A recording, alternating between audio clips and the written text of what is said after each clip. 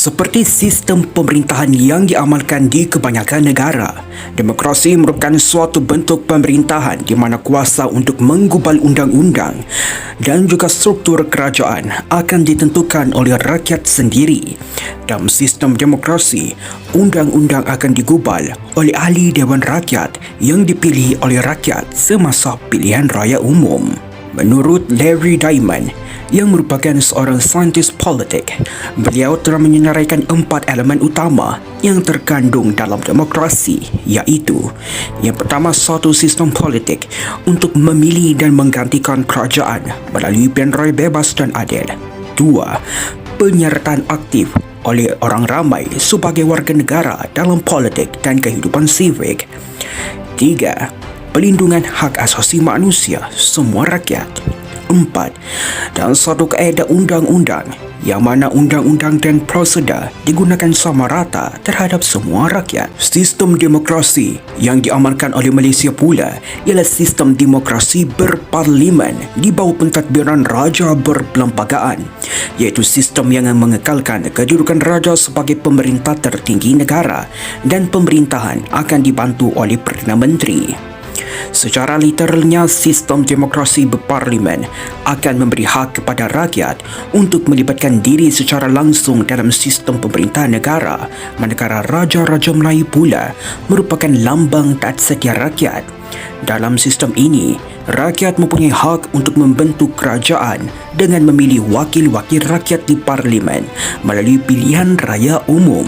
Rakyat juga mempunyai hak untuk menyokong, mengekalkan atau menyingkirkan kerajaan sedia ada dalam proses pengundian sewaktu pilihan raya. Di Malaysia, Yang di-Pertuan Agong merupakan ketua tertinggi negara. Yang di-Pertuan Agong bertindak berdasarkan perlembagaan dan nasihat Perdana Menteri. Baginda tidak boleh bertindak sendirian kecuali dalam perkara-perkara tertentu atas budi bicara baginda dan juga perkara yang telah disenaraikan dalam perlembagaan. Yang di-Pertuan Agong akan dipilih daripada kalangan Raja-Raja Melayu secara bergilir dalam tempoh 5 tahun sekali.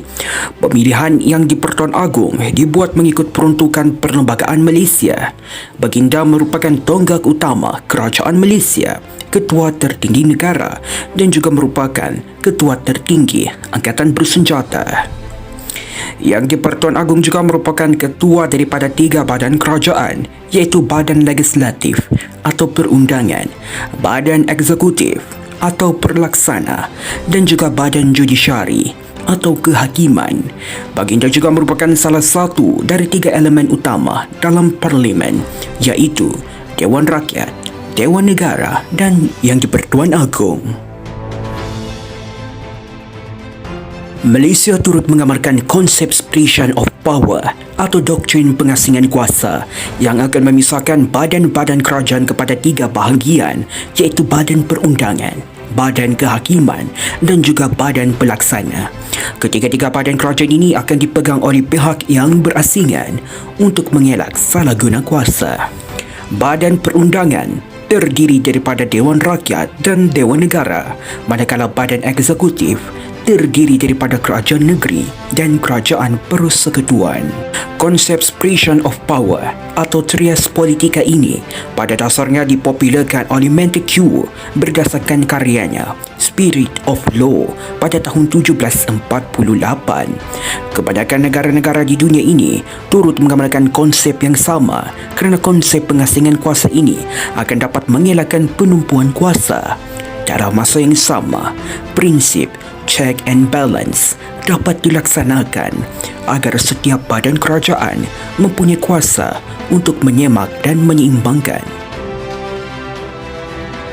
Kerajaan dibentuk melalui kaedah demokrasi, iaitu rakyat mempunyai kuasa untuk menyokong, mengekalkan atau menyingkirkan kerajaan sedia ada melalui pilihan raya umum yang akan dilaksanakan 5 tahun sekali.